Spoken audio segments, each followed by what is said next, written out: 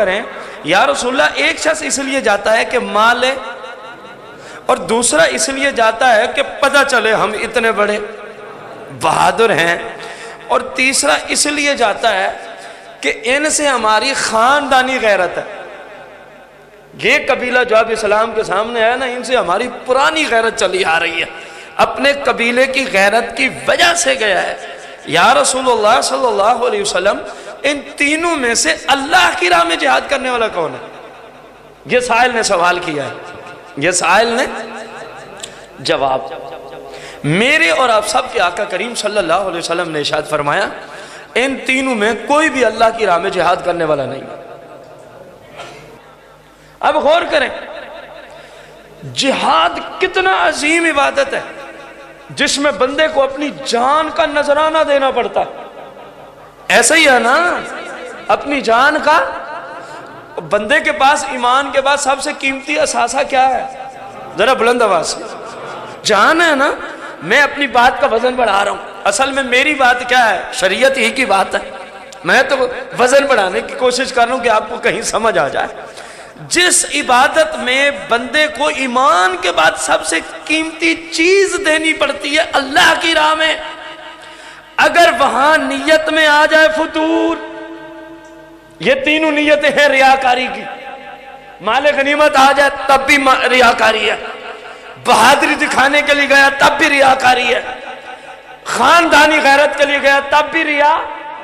جہاں جان دینی ہو وہاں ریاکاری اور دکھلاوا ہو تو مصطفیٰ فرمائیں اس کا کوئی فائدہ، یہ الٹا جہنم میں جانے کا ذریعہ ہے. اور روایت کے اعتبار سے تو جو اس سے نیچے والی عبادت ہوں گی،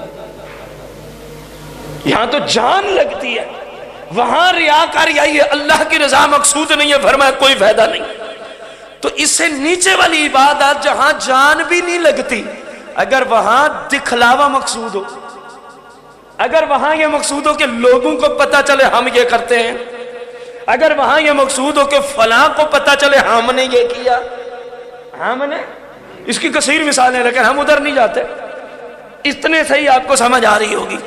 تو مطلب کیا نکلا کہ جب سب سے مشکل عبادت میں اللہ کی رضا نہ ہو تو اجر و ثواب ملتا، تو باقی ساروں میں بھی اللہ کی رضا کا ہونا لازمی جز ہے، شرط ہے.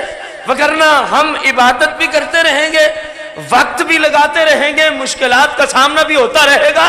جب قیامت کے دن اٹھیں گے تو ایسی جہنم میں پھینکے جائیں گے ریاکار، جس جہنم کی وادی سے خود جہنم روزانہ 400 مرتبہ رب کی پناہ طلب کرتا ہے. رب ریاکاروں کو اس جہنم کی وادی میں پھینکے گا. تو پھر کیا فائدہ ہے؟ آپ سے سوال ہے،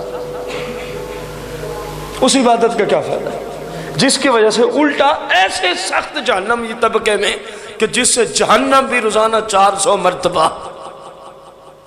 یا اللہ اسی سے بچا لے.